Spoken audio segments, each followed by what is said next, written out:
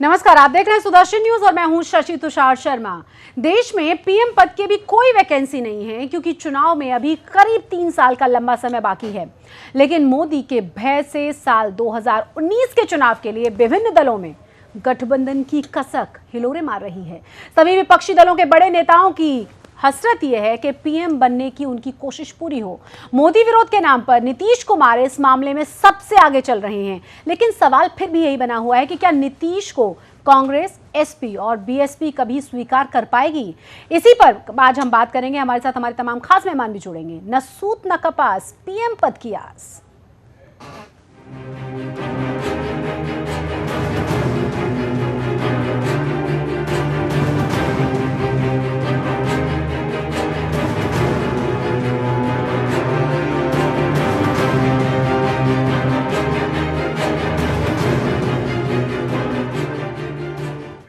तो आने वाले लोकसभा चुनाव में बीजेपी विरोधी दलों का एक साथ आना अभी तक एक दूसरे से अपील तक सीमित है, जबकि कथित तीसरे मोर्चे में पीएम प्रत्याशी को लेकर गहमागहमी एक बार फिर से बढ़ गई है। एनसीपी चीफ शरद पवार ने मोदी विरोधी दल के नेता के तौर पर जहां नीतीश कुमार को सबसे योग्य करार दिया है, वहीं समाजवादी पार्टी और बीएसपी ने इसे नकार दिया है। आखिर क्यों? इस रिपोर्ट के जरिए देखते हैं। बाद में चर्चा इसी पर करेंगे कि क्या ये मोदी का भय है।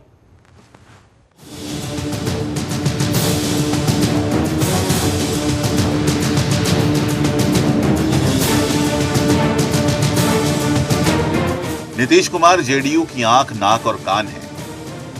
वो बिहार के सीएम तो हैं ही, अब उनकी पार्टी और खुद की उनकी निगाहें देश की आंख, नाक और कान बनने की तैयारी में हैं। निगाहें पीएम पद पर हैं और रणनीति भी इसी मुताबिक बना रहे हैं। इसमें इस बार उन्हें पुराने कांग्रेसी रहे शरद पवार का साथ मिला है। वही शरद पवार जो एनसीपी के मुखिया हैं और कांग्रेस में रहते प्रधानमंत्री बनने की हसरत पाल बैठे थे। नाकाम रहे तो कांग्रेस को ही बांट दिया और बना ली अपनी अलग पार्टी। अब शरद पवार को भी नीतीश कुमार के पीएम बनने की उम्मीद है। लालू जी और वो मिलकर एक राज्य को उन्होंने वायबल अल्टरनेटिव दिया है और इसलिए एक जिसके पॉलिटिकल स्ट्रेंथ है ऐसा नेता के रूप में उनको नजरअंदाज नहीं कर सकते। जब मुझे पूछा नीतीश के बारे में, आई सेड कि he has proved his metal in his state. I think लोग उनको गंभीरता से लेते हैं।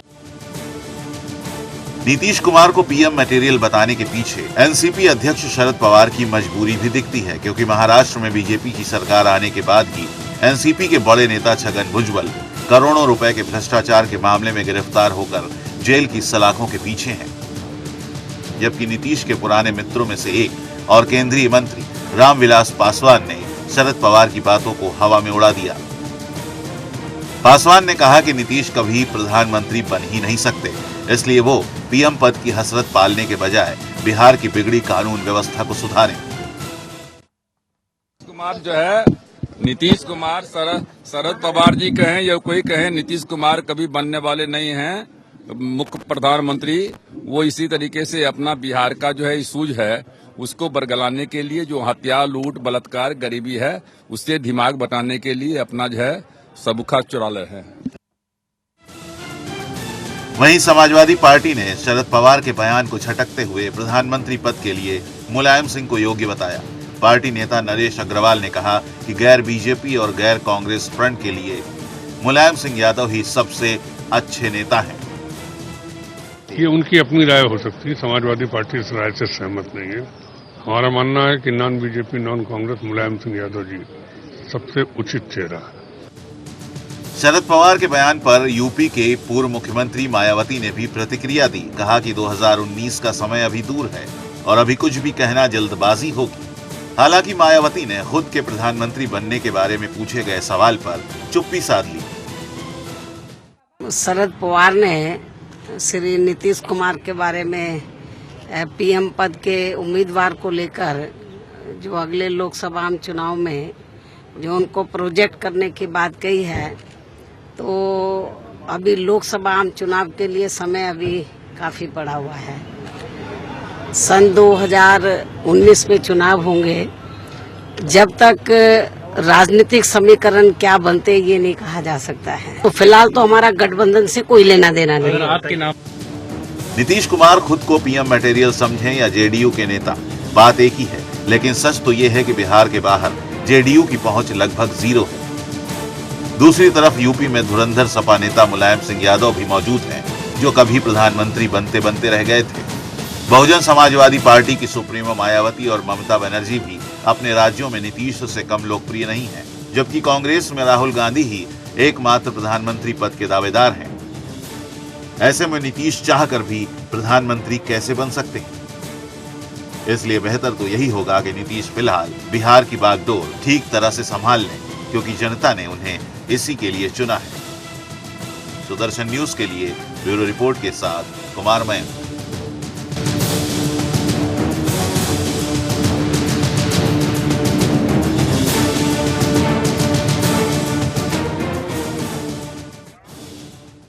तो बिहार में कितना ज्यादा क्राइम ग्राफ बढ़ चुका है, इसके बारे में भी नीतीश कुमार और उनके सहयोगियों को सोचने की जरूरत है, क्योंकि लोग ये कह रहे हैं कि एक बार फिर से लालू प्रसाद यादव के साथ जब से नीतीश कुमार आए हैं जंगल राज की वापसी हो चुकी है। तो सवाल ये कि पहले आप बिहार को ठीक से संभालें, उसके बाद देश को संभालने के सपने देखें। सवाल दूसरा ये भी कि इलेक्शन अभी बहुत दूर है, इतनी जल्दबाजी क्यों हमारे ये राजनेता दिखा रहे हैं एकजुट होने में?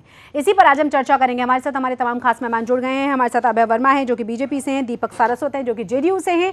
आप दोनों का बहुत बहुत स्वागत है। शुरुआत में आपसे करूंगी।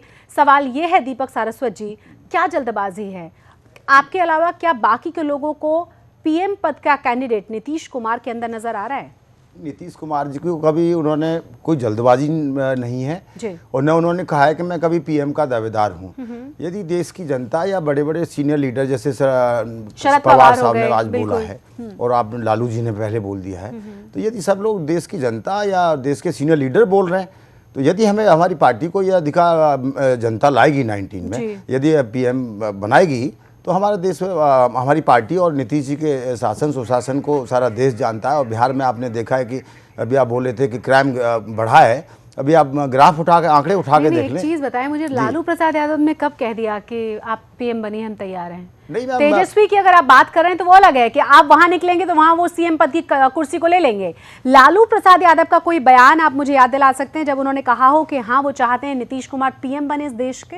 4-5 दिन पहले ही मैडम लालू जी ने, मैं किसी डिबेट में टीवी में बैठा था, तो लालू जी ने बोला है कि नीतीश जी से अच्छा कोई पीएम का, लेकिन नीतीश जी ने कभी नहीं कहा, न पहले कहा न अभी बोला है उन्होंने। यदि सीनियर लीडर मान रहे हैं कि सबसे अच्छा देश चला सकते हैं नीतीश जी, तो यदि हमारी पार्टी को इस तरह से अधिकार जनता दिलाएगी तो हमारी पार्टी नीतीश जी के शासन सुशासन को देखते हुए, जैसे आप देख रहे हैं कि बिहार में अभी भी शराबबंदी है, सबसे पहले आप रोल मॉडल पूरे देश के लिए और राज्यों के लिए प्रस्तुत किया गया है। जी, बिहार में कितनी बुरी अवस्था है ये आप सच्चाई के साथ अगर देश के सामने रखें, इस प्लेटफॉर्म पे रखें तो मुझे बहुत खुशी होगी। क्राइम ग्राफ वहाँ कितना बड़ा है ये आपकी पुलिस कह रही है, ये कोई और नहीं कह रहा है। वहाँ कितनी ज्यादा दुर्दशा अभी दोबारा से लोगों की होने लगी है। लोग कह रहे हैं कि लालू प्रसाद यादव के साथ जब से नीतीश कुमार आए हैं जंगल राज 2 की वापसी हुई है। आप माने या ना माने? नहीं मैडम, मैं आप जब इलेक्शन था तो मैं काफी आपके यहाँ डिबेटों में बैठा हूँ। जंगल राज बिहार में था ही नहीं। पहले आपने देखा कि और लंबा टाइम नहीं है, कभी अभी लंबी डिबेट में आप बिठाएं तो मैं बहुत अच्छी तरह से इसका 1 घंटा है हमारे पास, आप बताएं। राइट, जब आपने देखा कि अडवाणी साहब रथ यात्रा निकाल रहे थे, NDA 1 की सरकार बनी, तो लालू जी ने उनको रथ को रोका और सुबह 4 बजे अडवाणी जी को घर भेजा कि सर आप चले जाइए। तो वहाँ जंगल राज हो जाता, जंगल राज कभी रहा नहीं। और लालू जी के शासन के बारे में जंगल राज जो बोल रहे हैं, लालू जी एक जमीनी नेता है और वहाँ के लोगों को दीपक जी, मतलब मुझे विश्वास नहीं हो रहा कि आप कह रहे हैं कि वहां जंगल राज कभी था ही नहीं। और किस तरह का जंगल राज? शहाबुद्दीन जैसे नेता को जो सिर पर बिठा कर रख रहे हैं वो कह रहे हैं कि वहां जंगल राज नहीं है। नहीं, शहाबुद्दीन जैसे और भी क्रिमिनल नेताओं को सबको जेल में डाला गया। और दूसरी आपको उसके बाद जेल में जाकर आप उनकी आरती उतार रहे हैं और जेल में जाकर आप मुलाकात कर रहे हैं। नहीं, मैं लालू प्रसाद यादव की बात कर रही हूँ, फैक्ट्स की बात करिए आप। हाँ, मैं भी वही बात आपको मैडम बताना चाह रहा हूँ। आम जनता की हालत देखिए क्या हो चुकी है वहां पर। मैं आ रही हूँ आपके पास। सवाल ये है अभय वर्मा जी, आप किस तरीके से ले पा रहे हैं तमाम चीजों को? क्योंकि बहुत सारे लोग ये कह रहे हैं कि भाई इतनी जल्दबाजी क्या है अभी? इससे पहले तो इस देश ने कभी ऐसा नहीं देखा कि सारे के सारे राजनीतिक दल, खास तौर से जो क्षेत्रीय राजनीतिक दल हैं, वो एक प्लेटफॉर्म पर आकर पीएम पद की तैयारी करने लगे हों। देखिए, ये मुंगेरी लाल के हसीन सपने के अलावा कुछ नहीं है। मैं एक दो तथ्य रखूंगा और उससे आपको सब समझ में आ जाएगा जी। जब नीतीश कुमार जी पहली बार चीफ मिनिस्टर बने थे तो यही जंगल राज की दुहाई देकर बने थे, और नीतीश कुमार जी जब सत्ता में आए थे बीजेपी के साथ तो शहाबुद्दीन जैसे बड़े बड़े जो अपराधी थे इनको जेल में डाला था। आज आप उनके प्रवक्ता का बयान देख रहे हैं, कितना चेंज है इनके बयान में। और मैं आपको एक उदाहरण देता हूं कि नीतीश जी सीएम रहेंगे या नहीं रहेंगे, ये बहुत बड़ा प्रश्न चिन्ह बना हुआ है। इस डिबेट के पीछे, एक मिनट, इस डिबेट के पीछे यही तथ्य छुपा हुआ है, क्योंकि इस सत्य को कोई नहीं जानता कि नीतीश कुमार जी और लालू जी एक हुए।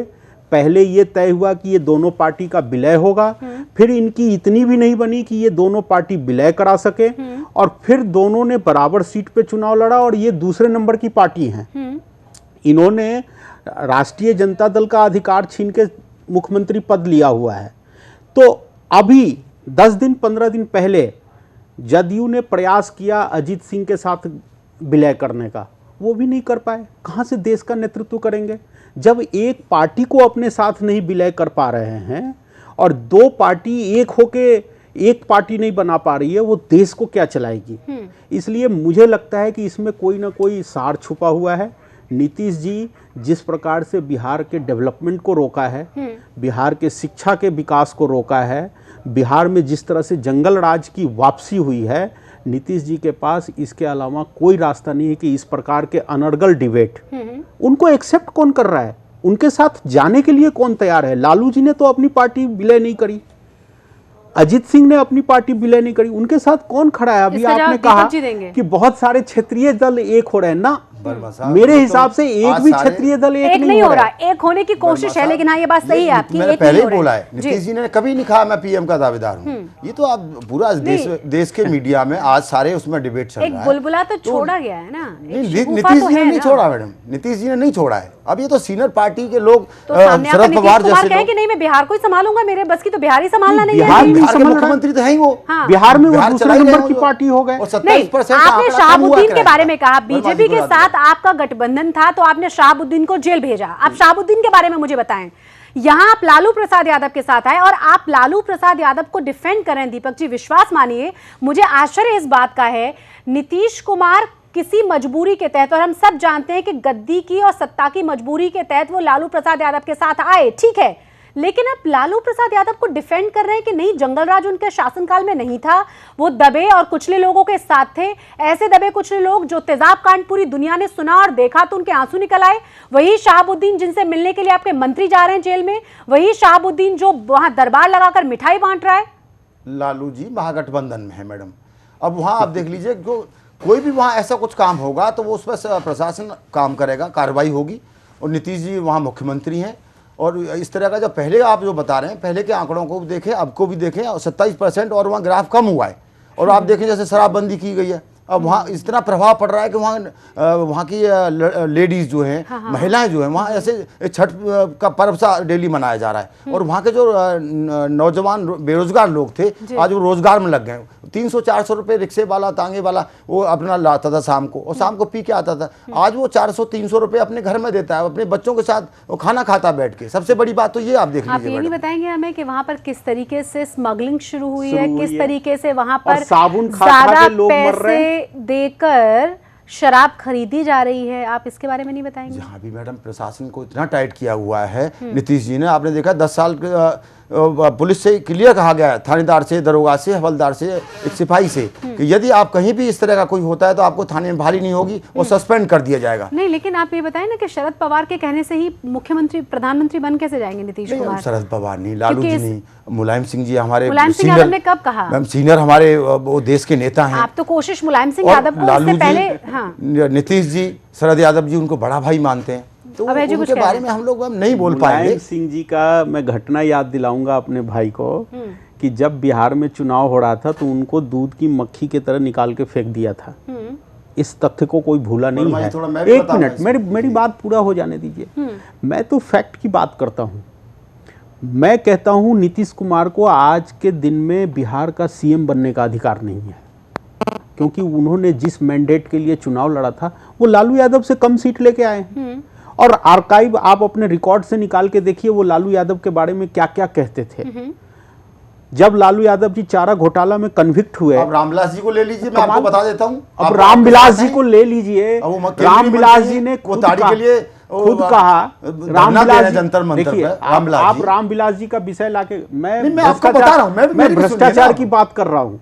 रामविलास जी ने ना किसी पे भ्रष्टाचार का आरोप लगाया था। आप बताइए भ्रष्टाचार की, मैं भी बात कर रहा हूँ। कौन से कालाधन की बात कर रहे हैं? हमारे जो प्रधानमंत्री आश्वासन दिया गया था। हाँ, ये सवाल आप पूछें, जायज तौर सवाल पे है। अगर उस पे जायज सवाल है, 15 लाख से खाते में जाएंगे। नहीं, इस सवाल को डिबेट करने के लिए बिल्कुल तैयार हूं। मैं बिल्कुल काले धन पे जिस प्रकार से नकेल कसी गई है और जिस प्रकार से काले धन को लेके अब परिणाम आने शुरू हुए हैं, वो देश के लोगों से छुपा नहीं है। हमारे देश का धन बाहर कितना अभी चला गया, कहां पे है आप बताओ ना। यहाँ तो रोज कहते हैं, आप बताओ कहां पे है पैसा, 9,000 करोड़ हम लेके आएंगे। देशों के मैं उनकी कंपनियां उन्होंने खोल ली और मान लीजिए आपके यहाँ से निकल गई। आप देखो जो जब देश में थे तो अरेस्ट किया नहीं गया, तो बात करने का फायदा है, तथ्य नहीं हो तो कोई फायदा नहीं। तथ्य बता रहा हूँ आपको, मैं आंकड़े पे बता रहा हूँ। देश के तरफ से जितने कार्रवाई हुए हैं काले धन को लेकर, आप पिछले 50 साल और पिछले 2 साल का रिकॉर्ड निकाल के देखिए। सबसे ज्यादा काला धन इन 2 सालों में वापस आया है। सबसे ज्यादा लोगों पे इन 2 सालों में कार्रवाई हुई है। सबसे ज्यादा इन 2 सालों में काले धन को वापस लेने के लिए कानून बनाए गए हैं। आप डिबेट का ट्रैक बदल, डिबेट का ट्रैक बदल रहा है, ट्रैक बदल रहा है। दूसरी बात यह है कि कितना काला धन देश में वापस आया है हम सब जानते हैं। जरा आप बताएं कौन सा काला धन। निश्चित तौर पे मैं एक बात कह सकता हूं यहाँ बैठ के कि काला धन पिछले 2 साल में जितने वापस आए हैं, कहां से ब्लैक मनी वाइट होकर आई है ना, बिल्कुल उससे वाइट होकर आई है ना। पिछले 50 साल में 1 रुपया नहीं आया था और इस बीच में काला धन इस सरकार के अपने बनाए कानून के आधार पे बहुत सारे लोग मतलब आप यहाँ से पैसे ले जाइए और उसको वाइट करके फिर से इसी देश में इन्वेस्ट कर दीजिए। आप फिर दूसरे ढंग से बात ले रही हैं। मैं जो कानूनन इस पे हम मुद्दे पे हम बात नहीं कर रहे हैं। मैं जो कहना चाहता हूँ, सुप्रीम कोर्ट देखिए, सुप्रीम कोर्ट ने काले धन के विषय को अपने निगरानी में सारी कार्रवाई कर रहा है। सारा काम कोर्ट ही करेगा तो सरकार क्या कर रही है? बोलने से क्या फायदा, बीच में बोलने से क्या फायदा? मैं बताइए, बात आप सुनना ही नहीं चाह रहे। सरकार क्या कर रही है? काले धन को लेके जो एसआईटी की गठन होनी थी, जिसको यूपीए की सरकार पिछले 3 साल से लटका के रखी हुई थी, मोदी जी आए और पहले कैबिनेट के मीटिंग में उन्होंने एसआईटी गठन किया। सुप्रीम कोर्ट के निगरानी में सारी कार्रवाई, इसलिए मैं कह रहा हूं, पूरे रिकॉर्ड के साथ कह रहा हूं कि 2 साल, ये जो 2 साल में काले धन को लेकर जो नकेल कसी है सरकार, वो 50 साल में नहीं हुई। हम बात सिर्फ काले धन की नहीं कर रहे हैं। देश तो नहीं देख पा रहा है, आप ही बोल रहे हैं अकेले। आप रिकॉर्ड पे चीज है, मैं थोड़ा रिकॉर्ड पे है, सुप्रीम कोर्ट का वर्डिक्ट है। डाइवर्ट मत करिए। आप मुझे बताइए कि बिहार में जिस तरह की स्थिति अभी बनी हुई है, शहाबुद्दीन से आपके मंत्रियों को मिलने की क्या जरूरत थी? शहाबुद्दीन कौन है? मैडम पॉलिटिकल अलग टर्म्स होता है, पॉलिटिकल टर्म्स मतलब क्या? यदि कोई पॉलिटिकल नहीं, पर्सनल तो सबके। लालू मतलब आप मान रहे हैं कि वहां दुश्मनी, मतलब उन्होंने कुछ क्राइम किया है, वो जेल में बंद है, तो आप उनसे मिलेंगे क्योंकि आपके पर्सनल टर्म्स हैं। मतलब आप ऑन एयर कह रहे हैं कि उनके पर्सनल टर्म्स हैं, अपने पर्सनल टर्म्स अलग हैं, राजनीति में पूरी दुनिया को दिखाने के लिए अलग है। यानी राजनीति में आपको गुंडों की जरूरत है। बीजेपी में कोई डिफरेंस वो नहीं, राजनीति अलग है। यानी राजनीति में वहां गुंडों की जरूरत है, बदमाशों की जरूरत है, ऐसे लोगों की जरूरत है। मतभेद नहीं होता राजनीति में, मतभेद है, मनभेद नहीं होता है, या जनता दल यू हो या भारतीय जनता पार्टी। जी मनभेद मतलब आपके और शहाबुद्दीन के मनभेद नहीं हो सकते, ऐसा कह रहे हैं आप? नहीं, मैं ये बोल रहा हूँ कि मतभेद और मनभेद 2 तरह से होता है। नहीं, मतभेद और मनभेद में दोनों चीजें समझती हूं। नहीं है, यानी पर्सनली आपका द्वेष जा रहा है उनसे पर्सनल में। एक चीज बताया जी, शहाबुद्दीन के बारे में आप सही से जानते हैं क्योंकि बिहार से आते हैं, उसने क्या क्या वहां किया है और किस तरह का क्रिमिनल वो रहा है और किस तरीके से आप ही की सरकार के रहते हुए उसको जेल में ठूसा गया था। और आप कह रहे हैं कि वो मतभेद है, मनभेद नहीं होना चाहिए। एक इतने बड़े गुंडे के साथ आप कह रहे हैं कि मनभेद नहीं होना चाहिए। मनभेद जनता के साथ आप देखेंगे या उसके साथ देखेंगे, शहाबुद्दीन के साथ देखेंगे? यदि कुछ गलत करते हैं, शहाबुद्दीन जेल में, शहाबुद्दीन ने और क्या गलत करवाना चाहते हैं? रियायत बढ़ती जाती है, फिर आप बोलिए प्रशासन काम नहीं कर रहा, ये तो कोई मिलने जा रहा है मैडम, तो उसके बारे में मैं तो बोल रहा हूं। वहां पर एक दरबार लगाया जा रहा है, आप ही के साथी मिनिस्टर जाता है, आप ही के साथी जो बड़ा लीडर है लालू प्रसाद यादव, कोई छोटा नाम तो नहीं है, वो उनसे मिलने जाते हैं, आपके मिनिस्टर उनसे मिलने जाते हैं, वहां पे मिठाइयां बांटी जाती हैं, और जेल की तस्वीर देखने के बाद पूरे देश में कोई ये नहीं कहेगा कि जेल की तस्वीर है। या तो मैं बताना चाह रहा हूँ, या तो समझ नहीं रहे आप मैडम जो है, या कुछ मेरी कुछ कसर रह रही है समझाने में, बोलने में आपको। नहीं, मुझे लग रहा है कि आप मैं ये बोल रहा हूँ, पर्सनल टर्म्स अलग होते हैं और राजनीति अलग मैटर है। ये तो उनको, वो जेल में है, कोर्ट अपना काम कर रहा है, प्रशासन अपना काम कर रहा है, तो हम कहाँ आप बोल रहे हैं कि साबुद्दीन बाहर आ गए या साबुद्दीन के साथ कोई रियायत बढ़ती जा रही है। जी दीपक जी, मुझे एक बात बताएं जी, कैसी रियायत और बढ़ देंगे आप? कोई जेल में रहते हुए वहां दरबार लगा रहा है, और आप ही के सहयोगी साथी जो बड़ा लीडर है, बड़ा नाम है बिहार में, वो उससे मिलने जा रहा है। आप मनभेद और मतभेद की बात कर रहे हैं, आप इस तरह के शख्स के साथ मनभेद की बात कर रहे हैं। जो केस में हम कोर्ट में चल रहा है, आप भी जानते हैं, उसके बावजूद भी आप मिलने जा रहे हैं, कोर्ट में मतलब चल आपको रहा है, विश्वास उसमें नहीं है कि प्रशासन का कुछ नहीं होता, वहाँ कोर्ट अपना काम करेगा। आजीवन कारावास उसको मिल चुका है, तो कोर्ट और क्या काम करे उसमें? लालू जी कोई सुप्रीम कोर्ट के चीफ जस्टिस नहीं है। नहीं, आपके साथी जो तो मिलने हैं, गए वहाँ, आपके साथी तो लालू हैं। जी के साथ वो कार्यकर्ता आपने थे, मना उनकी किया कि पार्टी क्यों में मिलने थे। गए वो? आपने पूछा? आप ही के साथी है ना? वो भी जेल के तो लालू जी के वहां चलेगी क्या? मैं ये बोलना चाह रहा हूँ, लालू जी की मैडम क्या चलेगी? कोई लालू जी के पार्टी के थे साबुद्दीन जी, तो मिलने चले गए। तो आप कानून तोड़ देंगे, उससे क्या फर्क पड़ेगा? आप बताइए। कोर्ट अपना काम कर रहा है, वो जेल में बंद है। क्योंकि आप उस राज्य में शासन करें, तो आपकी जिम्मेदारी बनती है कि इस तरह के लोगों से आप हमारे सहयोगी रहते हुए नहीं मिलेंगे, जिन्होंने जनता का इतना नुकसान किया है, इस राज्य का इतना नुकसान किया है, इतने खून किए हैं, और ये दुर्गति उस समय मचाई थी उस शख्स ने, मचाई थी मैडम, इसीलिए वो आप जेल में बंद हैं। मचाई थी उनको सरकार, आप जेल कैसे कह रहे हैं उसको? उनका ड्राइंग रूम नजर आ रहा था, वो अच्छा खासा हंसते खिलखिलाते हुए मिठाइयां बांटी जा रही हैं, दरबार लगाया जा रहा है, आप उसको जेल कह ही क्यों रहे हैं? तमाम सुविधाओं से लेस जगह पर बैठा हुआ है वो शख्स। हमारे देश का संविधान मैम ये कहता है, संविधान ये नहीं कहता कि आप इलेक्शन लड़के देश की जनता ने उनको जिताया था, बिहार की जनता ने, और फिर वो जीत गए। गए। कानून ने क्या कहा?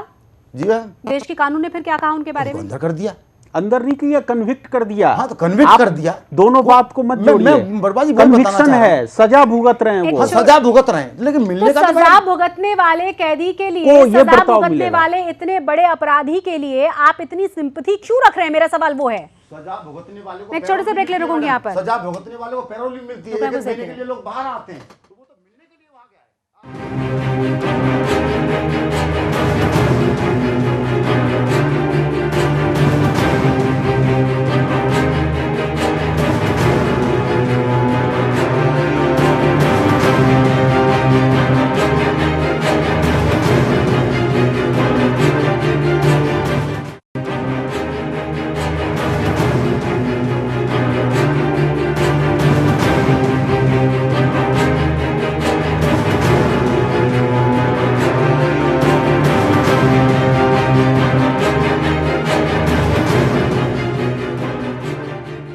तो सूत न कपास पीएम पद की आस, ये बहुत पुराना फ्रेज है, बहुत पुराना मुहावरा हम इसे कह सकते हैं, जो हमारे बुजुर्गों से हमने कई बार सुना है। क्योंकि 3 साल हैं अभी इलेक्शन में, 2019 में इलेक्शन होगा, लेकिन उससे पहले ही शिगुफे छोड़ने शुरू कर दिए गए हैं। हालांकि ज़्यादा लोग एकजुट एक छत के नीचे नजर नहीं आ रहे, लेकिन कोशिशें कम से कम जारी हैं। कोशिश ये है कि जैसे बिहार में जीत हुई, उसी तरह से अगर नेशनल लेवल पर जीत हासिल करनी है, तो तमाम पार्टियां एकजुट होकर एक ही छत के नीचे आ जाएं। और कोशिशें ये बहुत लंबे समय से चली आ रही हैं। इसी पर आज हम चर्चा कर रहे हैं। हमारे साथ एक और खास मेहमान जुड़ गए हैं, जो कि मेहंदी माजिद हैं, कांग्रेस की तरफ से। आपका भी बहुत स्वागत है। हम बात कर रहे हैं कि आखिर ये होगा कैसे। पहले बिहार को नीतीश कुमार ठीक से संभाल लें। मेरा पहला सवाल आपसे ये, मेहंदी माजिद जी, सब कह रहे हैं मायावती वहां से तैयार है, मुलायम सिंह यादव अपनी पार्टी से तैयार है, नीतीश कुमार अपनी पार्टी से तैयार हैं, और शरद यादव क्यों अलग हुए थे और किस तरीके से उनकी प्रधानमंत्री बनने की मंशा थी, आशाएं उनको थी कांग्रेस से, ये भी हम सब जानते हैं। और आपकी तरफ से तो हम सब जानते हैं कि कौन प्रधानमंत्री बनेगा। आपको क्या लग रहा है, इतना आसान है आगे का रास्ता? नहीं, आपका पहले बात तो सवाल ही समझ में नहीं आ रहा।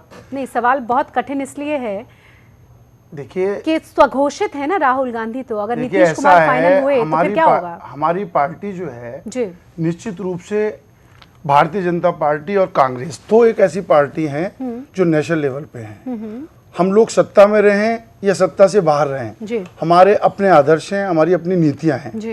देखिए, हमारे निश्चित रूप से सोनिया गांधी हमारी कांग्रेस की अध्यक्ष हैं, राहुल गांधी जी हमारे कांग्रेस के उपाध्यक्ष हैं, ये हम सब जानते हैं। ठीक है, हम लोग जनता के बीच में, जनता इस बात का जवाब देगी कि कौन देश का नया प्रधानमंत्री बनेगा। हमारी तौर से निश्चित तौर पे सोनिया गांधी जी और राहुल गांधी जी हमारे नेता हैं, जो फैसला उनका होगा।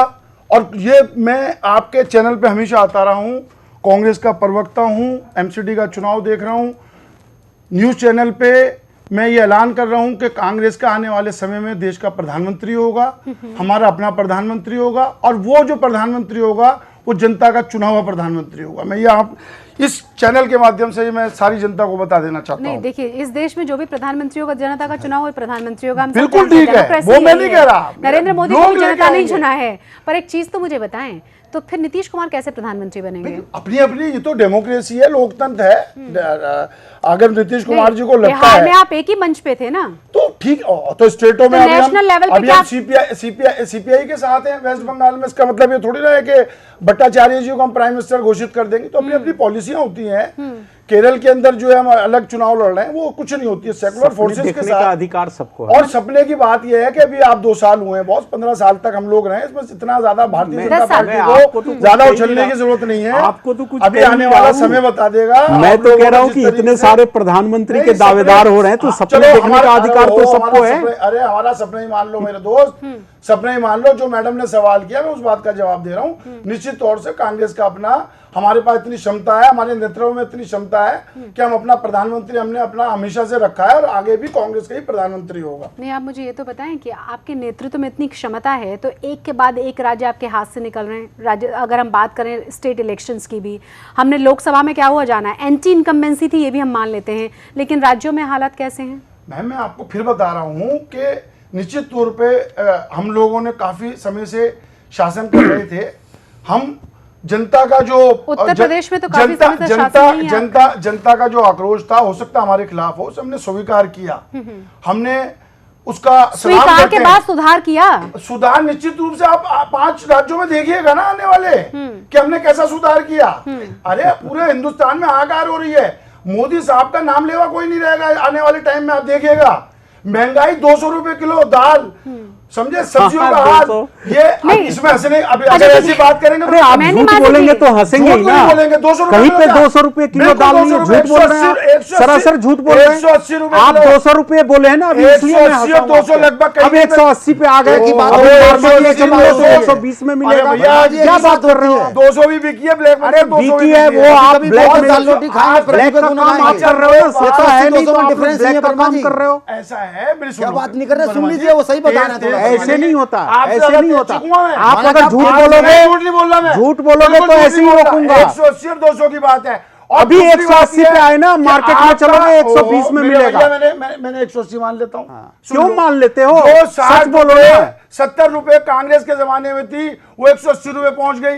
जो सब्जियां, देखिए आपने जो वादा किया, एक वादा पूरा नहीं किया। आप उस पे आ रहे हैं, चुनाव लड़ रहे हो। 15 लाख रुपए, ऐसा है, 60 साल आपने शासन किया है और 2 साल में हिसाब मांग रहे हो। पहले 60 साल का हिसाब आप बेवकूफ बना के आए, बेवकूफ बना रहे। 60 साल देश को लूटे हो आप। अभी तो आपके ऊपर अभी इटली सरकार ने क्या कहा है? क्या कहा? आपको तो बोलने का अधिकार नहीं है, आपने देश को इतना लूटा है।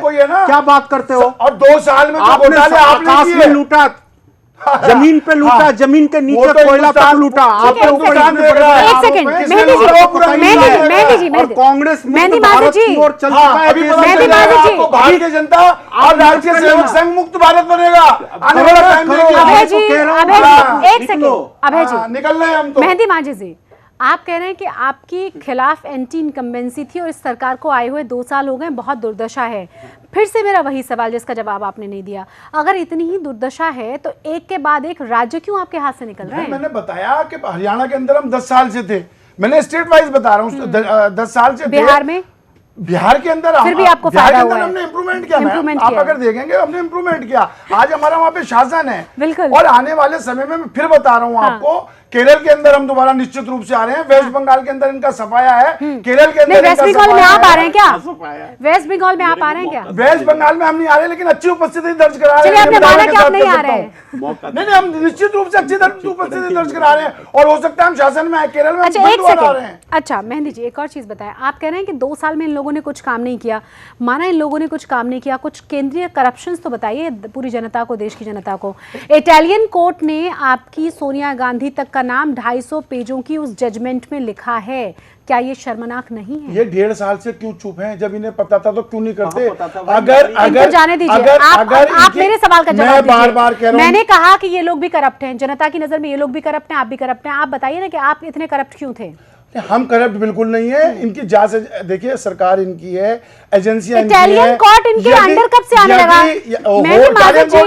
इटालियन कोर्ट इनके अंडर कब से आने लगा, मुझे बताएंगे? मैं ये कह रहा हूँ एजेंसियां तो इनके अंडर है ना। एजेंसी से क्या लेना सरकार तो इनके अंडर है ना। इटालियन कोर्ट का एजेंसी से क्या लेना देना है? जितना आरोप है सब बकवास है, जितने आरोप हैं सारे बकवास हैं। ऐसे बहस नहीं हो सकती। बिल्कुल आप फैक्ट्स पे बात नहीं कर रहे हैं। आप फैक्ट्स पे बात करें। फिर मैकेनिक आप क्या सुनना चाह रहे हैं? आप मुझे बताएं। मैं सुनना चाह रही हूं कि आप फैक्ट्स पे बात करें, सच का जवाब दें। आप कह रहे हैं कि सारी एजेंसीज इनके अंडर हैं। इटालियन कोर्ट इनके अंडर आता है क्या? इटालियन कोर्ट की जजमेंट की मैंने बात कही, आप कह रहे हैं सब कुछ इनके अंडर है। इटालियन कोर्ट की जजमेंट की अहमद पटेल साहब ने राज्यसभा में जवाब दिया है। हमारे प्रवक्ता रणदीप सिंह सुरजेवाला जी ने दिया, उन्हें ज्यादा जानकारी है। मैं सिर्फ आपके चैनल पे मैं लगातार आता रहा हूं, आपका चैनल इंसाफ दिखाता है। मैं निश्चित रूप से ये बात कह रहा हूं, इनकी एजेंसियां यहाँ पे लगी हुई हैं, इनकी सरकार यहाँ है। यदि कोई दोषी है तो उसे जेल भेजें। हम दोषी है तो हमें जेल भेजें। मेरा जवाब नहीं, मेरे सवाल का जवाब नहीं है। मैंने बताया, रणदीप सिंह सुरजेवाला जी ने जवाब दे दिया। रणदीप जी सुरजेवाला ने क्या जवाब दिया है पूरी दुनिया को पता है। सवाल फिर से वही है,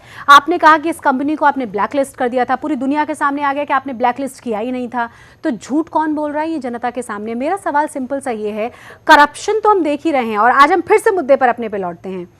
ये तमाम जो राजनेता, तमाम जो पॉलिटिकल पार्टीज के जो लीडर हैं, वो जो देख रहे हैं सपना प्रधानमंत्री बनने का, उसके पीछे अभी आपको वजह क्या नजर आ रही है? क्योंकि इलेक्शन में 3 साल बचे हुए हैं। इससे पहले कभी इस देश में ऐसा हुआ है कि 3 साल पहले से तैयारियां शुरू हो गई हों? तैयारियां में जनता मैडम त्रैमाम कर रही है। जी हाँ, जवाब ले लें जरा। हाँ जी मैम, 2 साल में ही आप देख रहे हैं कि 2 साल में ही जनता भारतीय जनता पार्टी की उससे सिट इंडिया और उस मोदी जी का जो जुमलेबाजी थी माननीय प्रधानमंत्री महोदय के से, तो उससे तंग आ गए सब लोग। महंगाई से महाराष्ट्र में देखिए, तो छत्तीसगढ़ में नक्सली लोग बन रहे हैं, जंगल राज वहाँ देखिए। 5 साल देने को कौन मना कर रहा है? लेकिन जनता की डिमांड 2 साल से शुरू हो गई है। चर्चा स्टार्ट हो गई है। यानी जनता कह रही है कि आप बीच में इनको हटा के इलेक्शन कर रहे हैं। हम कब कह रहे हैं हटाने के? हम कब कह रहे हैं? 3 साल तक ये रहे। हम तो देश के प्रधानमंत्री, हम सबके प्रधानमंत्री हैं। हम इज्जत करते हैं मोदी साहब की। हमारे प्रधानमंत्री, कोई बात नहीं है, सबके प्रधानमंत्री हैं। सवाल कुछ और है, लेकिन वो बाहर ही ज्यादा रहते हैं, देश में कम रहते हैं मैडम। तैयारियां कहीं डर को नहीं दिखा रही? नहीं, कोई डर नहीं है। निश्चित रूप से जनता की हर जगह से आवाज है कि इन्हें हटाओ। तैयारियां तो करनी पड़ती है ना। पॉलिटिकल पार्टियां हैं, राजनीति कर रहे हैं हम लोग, उसमें क्या बात है? इतनी जल्दी अकेले राजनीति करेंगे या सबको लेके साथ हैं? नहीं, सबको साथ लेके चलेंगे। जो भी धर्मनिरपेक्ष और अच्छी सोच वाले लोग हैं वो हमारे साथ, कांग्रेस के साथ हैं और रहेंगे। एक चीज सुन लीजिए, वही धर्मनिरपेक्ष जेडीयू जो अब से कुछ समय पहले तक बीजेपी के साथ थी, वही जेडीयू और आरजेडी जो एक दूसरे के सामने खड़ी हुई थी, वही लालू प्रसाद यादव, वही नीतीश कुमार, वही मायावती, वही मुलायम सिंह यादव, अब ये तमाम पार्टियां धर्मनिरपेक्ष हैं मोदी के खिलाफ। यानी मोदी सिर्फ अकेले कम्युनल इंसान है इस देश के। मैंने बिल्कुल कतई तौर पे ये नहीं कहा। नीतीश बाबू ने भारतीय जनता पार्टी इसलिए छोड़ी कि भारतीय जनता पार्टी की जब ओपनली इनकी नीतियां इस तरीके से और मंत्री इस तरीके की हरकतें करने लगे थे और भ्रष्टाचार में लिप्त हो गए थे, और बिहार के अंदर बिल्कुल जब ये साथ थे तब नीतीश कुमार जी ने साथ छोड़ा। उनका मानना सीधा तौर पे था कि मैं कम्युनल फोर्सेस के साथ नहीं जाऊंगा। जब उन्होंने ओपनली कम्युनल, और इन्होंने तो इतना प्रचार किया, पूरे देश की सेंट्रल गवर्नमेंट का पैसा बिहार के अंदर लगाया, और आपने देखा होगा कि बिहार की जनता ने इन लोगों को कैसा रास्ता दिखाया। ये लोग सिमट के रह गए। बिहार एक पैगाम है पूरे हिंदुस्तान के लिए। आपने सिमटने की चिंता नहीं है? हम तो पूरे हिंदुस्तान में फिर दोबारा से आ रहे हैं। ठीक है, जनता लेके आ रही है। अभय जी से जवाब ले लेते हैं जी। अब देखिए क्या है ना कि जब डिबेट हो तो फैक्ट कम से कम ठीक से आना चाहिए। अब इन्होंने कहा नीतीश कुमार जी ने इसलिए साथ छोड़ दिया कि इनके ऊपर भ्रष्टाचार का। कौन सा करप्शन भाई?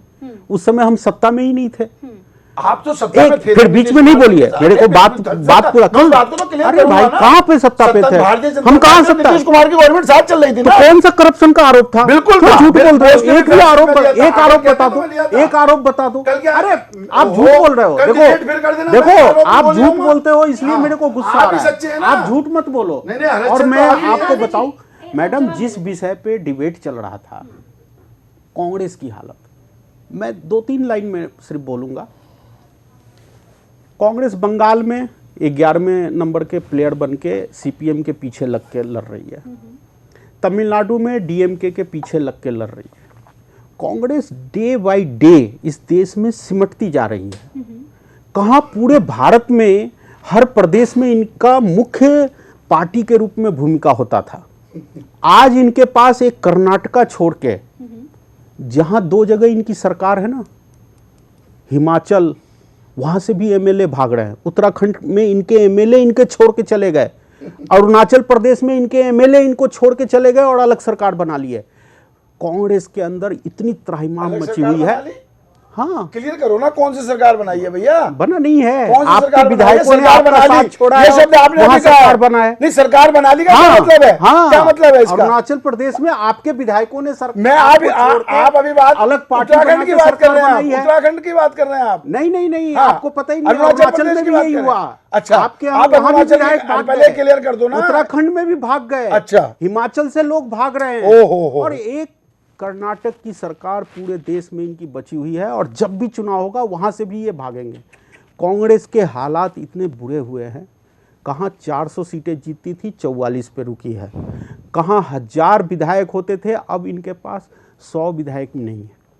तो मैं तो कांग्रेस पे ज़्यादा टीका टिप्पणी नहीं करूँगा क्योंकि ये इनका इंटरनल मामला है, लेकिन मैं सिर्फ इतना कहना चाहूँगा कि 2 साल जो ये कह रहे हैं ना, जनता त्राहिमाम कर रही है, जनता त्राहिमाम इस बात के लिए कर रही है कि 60 साल कैसे अन्य दलों ने हमें लूटा। 2 साल में जो मोदी जी ने करके दिखाया है ना, मोदी जी जैसा व्यक्ति आज अमेरिका का सांसद कहता है आप आइए और भाषण दीजिए। सारा पैसा तो लगा दिया ना बाहर में, यही काम तो आज मोबिलाइजेशन तक इस देश को ये गौरव नहीं प्राप्त हुआ था। सारी जनता 2 साल में देख रही है ना। संयुक्त राष्ट्र संघ में जब मोदी जी बोलते हैं और एक आह्वान कर दी, योगा को है पूरा हिंदुस्तान देख रहा है, पूरे दुनिया में सूखे में जाने की हालत नहीं है, मनाने की बात। मुकेश अंबानी के लड़के के साथ फोटो खिंचवा रहे हैं, सूखे में जाने के लिए ये मोदी जी हैं। अरे भाई, सूखे में जाने के लिए प्राकृतिक चीजों पे आप राष्ट्रपति शासन लगाते हैं, फिर लोगों खरीदते हैं, आप बात करते हैं मेहदी माजिद जी, आप कह रहे हैं लोगों को खरीदते हैं और आपके पूर्व मुख्यमंत्री टीवी पे लोगों को खरीद फरोख्त की कोशिश करते हैं। बिल्कुल डुप्लीकेट है। मैम पता नहीं मुझे समझ नहीं किया आप किस तरीके से जो है मेहदी माजिद जी फैक्ट्स की बात करें। फैक्ट्स क्या है मैम? मैं पहले बता रहा हूँ कि वो स्कीम बिल्कुल डुप्लीकेट है, उसकी एजेंसी में गई है, वो बिल्कुल डुप्लीकेट है। अच्छा, वो डुप्लीकेट लोगों का बनाया हुआ है। आप बोल रहे हो खरीद रहे हो। मेहदी माजिद जी, मैं आपको करेक्ट कर दूं, फैक्ट तो लैब रिपोर्ट आपकी ही सरकार के रहते हुए लैब रिपोर्ट शाम को आ गई थी और उस लैब रिपोर्ट में साफ कर दिया गया था कि स्टिंग से सीडी से कोई छेड़छाड़ नहीं हुई है। अगर आपको अभी भी लगता है कि वो स्टिंग फेक है तो उस पर आपको डेफेमेशन यानी कि आपको मानहानि का केस करना चाहिए। देखिए ऐसा है, वो हरीश रावत जी कर रहे हैं, सारा सिस्टम चल रहा है और पूरी सच्चाई सामने आ गई है। मैम मैं आपसे ये फिर रिक्वेस्ट करूंगा, ये चैनल जो है बड़ा इंसाफ दिखाता है और आप हमारी बात पता नहीं क्यों नहीं रख रही, मेरे समझ में नहीं आ रहा। आप ही को सबसे ज्यादा मौका रखने की बात मैं दे रही हूँ, टाइम मैं बता तो रहा हूँ। देखिए इनकी हिटलरशिप जो है वो पूरा हिंदुस्तान देख रहा है। एक चीज बताइए, मैं आप प्रधानमंत्री के बारे में बात करें, फैक्ट्स के बारे में साथ बात करें, हिटलरशिप आपको कैसे नजर आ रही है? देखिए राष्ट्रपति एक उदाहरण दीजिए ना। उत्तराखंड के अंदर जो राष्ट्रपति शासन लगाया गया, जो खरीद फरोख्त हुई है मैडम, मैं आपको बिल्कुल सच्चाई के साथ बताता हूँ, एक एमएलए को उन्होंने करोड़ों रुपए में हमारे कांग्रेस के दिखाओगे तो सही। सुनिए इन लोगों ने इन्होंने साबित करें, इन्होंने नहीं साबित वो तो पूरा हिंदुस्तान देख रहा है, पूरा हिंदुस्तान देख रहा है। आपने आज तक एक कंप्लेंट नहीं दिया, बस चैनल पे बैठ के बोलने लगे। अरबों रुपए दिए गए हों पर आप कोर्ट में साबित करें, क्योंकि अगर ऐसा हुआ है तो इन लोगों ने पूरे हिंदुस्तान के अंदर ऐसी। आपके कांग्रेस के लीडर्स इतने कमजोर हैं क्या कि पैसे के बल पे आराम से बिक गए? हम कमजोर ना थे ना है ना रहेंगे। 9 विधायकों की बात कर रहे हैं, कमजोरी हमें करने की कोशिश कर रहे हैं निश्चित रूप से। जी 9 विधायक जिनमें आपने कहा ना कि खरीदा गया, मैं उनकी बात कर रही हूँ कि इतने कमजोर हैं क्या? अरुणाचल प्रदेश में हमने देखा, अभी उत्तराखंड में जो चल रहा है वो हम देख रहे हैं। कांग्रेस के लीडर इंटरनली इतने ज्यादा कमजोर हैं क्या आसानी से खरीद? इन्हें पता है हिमाचल की खबरें। देखिए आप कितनी भारतीय जनता पार्टी को कितनी जानकारी है, इन्हें पता है, हमें नहीं पता। हिमाचल का इन्हें पता है। ये मुझे तो ऐसा लग रहा है हमारे कांग्रेस के स्पोक्समैन। अरे भैया टीवी पे आपके मुख्यमंत्री ने कहा, आपके मुख्यमंत्री ने कहा, मैं नहीं कह रहा, उन्होंने कहा कि बीजेपी वाले मेरे सरकार को कमजोर कर रहे हैं और गिराने की इसका मतलब क्या है? उनके बातों से मैं कह रहा हूं कि उनके विधायकों को मैंने नहीं कहा, आपने कैसे कह दिया? मतलब आप जो तैयारी है राष्ट्रपति शासन की हिमाचल में, अरे आपके सीएम ने कहा है, आपके सीएम ने कहा, मैं नहीं कह रहा। सब लोगों को जेल डालो आप आगे चल के, सारे शासन में राष्ट्रपति चोरी करोगे तो जेल में डलेंगे। मैं तो समझता हूं आपसे बढ़ के चोर नहीं। 2 साल मोदी जी ने एक पैसे का आरोप नहीं लगा सकते, एक पैसे का। यही डायलॉग है और हम डाइवर्ट कर रहे हैं टॉपिक को। मेहदी माजिद जी बहुत डाइवर्ट करें, हमें एक सवाल का जवाब दीजिए। इस देश में जब से हमारा देश आजाद हुआ है सबसे ज्यादा शासन किस पार्टी ने किया है अभी तक? निश्चित रूप से कांग्रेस ने किया। कांग्रेस के रहते हुए इस देश में 88 बार राष्ट्रपति शासन लगा। मैं फैक्ट्स के साथ बात कर रही हूँ, आप भी फैक्ट्स के साथ ही जवाब दें। तो तब क्या कोशिश थी कांग्रेस की? देखिए वो एक अलग नीतियां होंगी, वो संवैधानिक था, ये संवैधानिक है। मैं ये नहीं कह रहा, मैं कतई तौर पे यहाँ पे बेइंसाफी की बात या इधर उधर भटकाने की बात नहीं 88 बार शासन यदि कोई हमारी राष्ट्रपति का क्यों लगाया गया? मैम अगर हमारी कोई गलती है तो निश्चित रूप से हम उसे स्वीकार करेंगे। स्वीकार करेंगे गलत लगाया गया? नहीं, क्यों स्वीकार कर रहे हैं? मेरे पास फैक्ट्स नहीं, आपने लाया, मैं कल्टीवेट करिए, मैं उस पर एक पे जवाब आपको तैयारी करके आनी चाहिए थी। अगर राष्ट्रपति शासन की बात कर रहे हैं मुझे जानकारी नहीं है, आपने सवाल पूछ लिया। मैं तो अरे आप कांग्रेस के स्पोक्स पर्सन है तो कांग्रेस के से रिलेटेड तो मैं आपसे कुछ भी सवाल पूछ सकती हूँ। मैं उसको देखूंगा ना, क्योंकि आप राष्ट्रपति शासन की बात कर रहे हैं, कोई ना कोई वजह होगी। एक सेकंड मेहदी माजिद जी, आप घर जाइए, फैक्ट्स चेक करिए। मैं आपको बता रही हूँ कि आपके शासनकाल में 88 बार इस देश में राष्ट्रपति शासन लगा है। क्यों लगा है ये आप मुझे बताइएगा। अभी मैं पूछूंगी दीपक सारस्वत जी, कांग्रेस ने तो साफ कर दिया है कि उनके अपने ही प्रधानमंत्री होंगे पार्टी से, वो डिसाइड करेंगे कौन है, चाहे वो सोनिया गांधी डिसाइड करें, चाहे वो उपाध्यक्ष उनके डिसाइड करें, और हम सब जानते हैं कि कौन प्रधानमंत्री अगर इनकी जीत होती तो होगा। मुलायम सिंह यादव की तरफ से भी हमें लगता नहीं कि आपको कुछ सपोर्ट मिलने वाला है। मायावती से आप क्या एक्सपेक्ट कर रहे हैं आप ही जानते होंगे। ममता बनर्जी की अगर हम बात करें या फिर हम बात करें लेफ्ट पार्टी की तो वो भी आप जानते हैं। यानी आपको क्या लग रहा है, शरद पवार और लालू प्रसाद यादव को भी छोड़ दीजिए, तेजस्वी की हम बात करेंगे जिन्होंने कहा है सपोर्ट की बात। मैडम सारी बात आप ही जानते हैं, थोड़ा हम भी जानते हैं, हमारी बताएं, हम चाहते हैं टाइम दीजिए, हम भी जानते हैं थोड़ा बहुत। बताएं। मुलायम सिंह यादव जी महागठबंधन में हम लोग उनको चेयरमैन बना रहे थे। जब बिहार का मामला आपने देखा, इलेक्शन हुआ तो वो अलग क्यों हुए आप बताएं। 5-15 का मैटर नहीं था। लोग बोलते हैं 5 सीट या 15 सीट, हम लोगों ने तो 5-15 कोई लफड़ा नहीं था।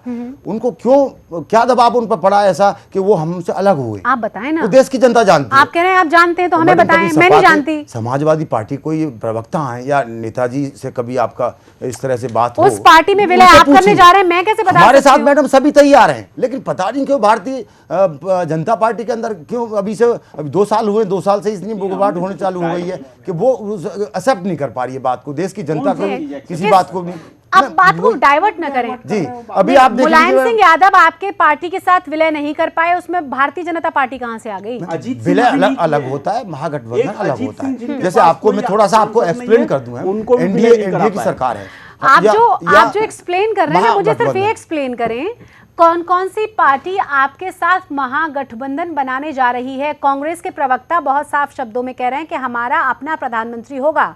इतनी पावरफुल कैंडिडेट्स को लेकर आ रहे हैं हम लोग, और इस तरह का इस बार आगे इलेक्शन होने जा रहा है।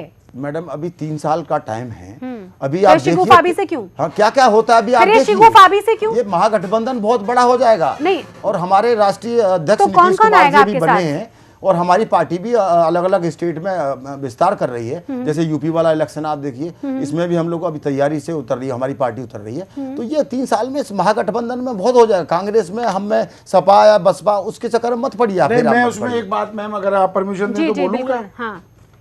आपने अभी कहा कि शगुफा, ये शगुफा दरअसल छोड़ा किसने है? शरद पवार। देखिए ये शगुफा जो छोड़ा है ये भारतीय जनता पार्टी ने छोड़ा है।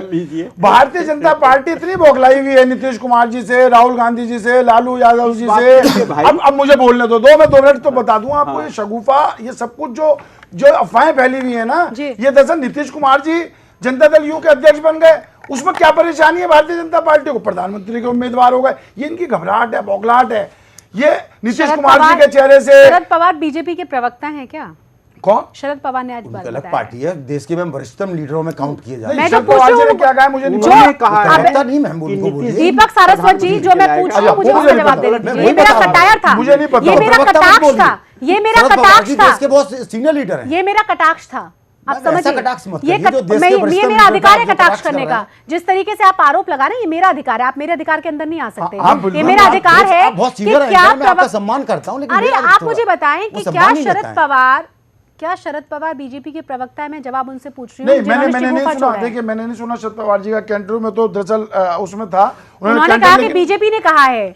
बीजेपी के किस नेता ने कहा है, जरा मुझे ये भी बताएं। नहीं, बीजेपी के नेता नहीं, या कहलवाया जा रहा अंदर है? की घबराहट बता रहा हूँ मैम। आप भी बीजेपी की प्रवक्ता न बनने की कोशिश करें। कैसे? मैं ये भी मैं आपको क्लियर कर दूं अरे, कि मैं आरोप मैं लगा रहा हूं पूछ रही- भाजपा पे, आप कह रही है कि बीजेपी के किस नेता ने कहा। हाँ। ये घबराहट आपसे किस facts वजह मैं से हुई? पूछूं? नहीं, फैक्ट से मैं फैक्ट से बता रहा हूँ ना। किसने? ये कह रहे हैं कि शरद पवार- पूरी जगह से बीजेपी हो जाएगी। आपने एक सवाल नहीं किया। मेहंदी माजिद जी, नहीं, कांग्रेस कांग्रेस आपने भी कहा ना 5 राज्यों से सफाया हो जाएगा। मैंने आपसे सवाल पूछा। आप 5 राज्यों से आप सफाई सब की क्लेम बात कर रहे हैं, तो उनकी क्लेम बात करिए। तो मैंने कही थी। नहीं, एक चीज सुनिए, आपको खबर ही नहीं पता शरद पवार के बाद इन तमाम भाई, चीजों को मैंने उठाया जा आपसे रहा है। क्लियर कहा कि शरद पवार जी का मुझे बयान नहीं पता, फिर भी मैं ये कह रहा हूं, उसके बावजूद भी मैं कह रहा हूं कि भारतीय जनता पार्टी इसे फैलाने में बहुत ज्यादा होशियारी से वो काम कर रही है। भारतीय जनता पार्टी इतनी घबरा गई है किसी भी बड़े लीडर से, और राहुल गांधी जी के नाम से तो इन्हें एक तरीके से बुखार चढ़ जाता है। मैं आपको सही बता रहा हूं, हिंदुस्तान की जो जनता है, अब बिहार के अंदर ये बात है, पूरे देश की जनता को बुखार लग हाँ, जाता है। वो तो आपको आने वाले टाइम पे पता सही चलेगा। है। आपको आने वाले आप कहाँ घूम रहे हो? मेरे भाई क्या आने वाले- समझ रहे हो? समझ में मेरे नहीं आ भाई रहा। आने वाले टाइम पे राहुल पता गांधी के चलेगा। नाम पे एक अजीब सारा तरह से बुखार हरकत उतर गया। होने लगता है।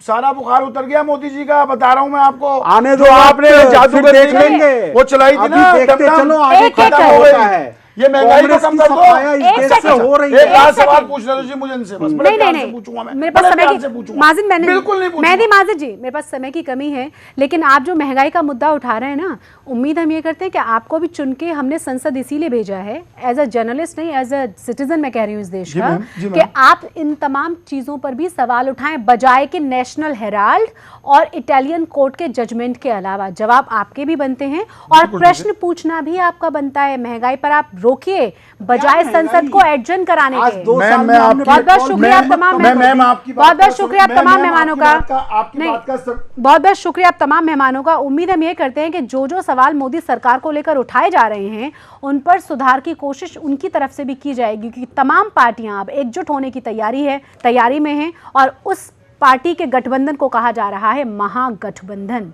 हमारे शो में फिलहाल इतना ही। जय हिंद। आगे से लोग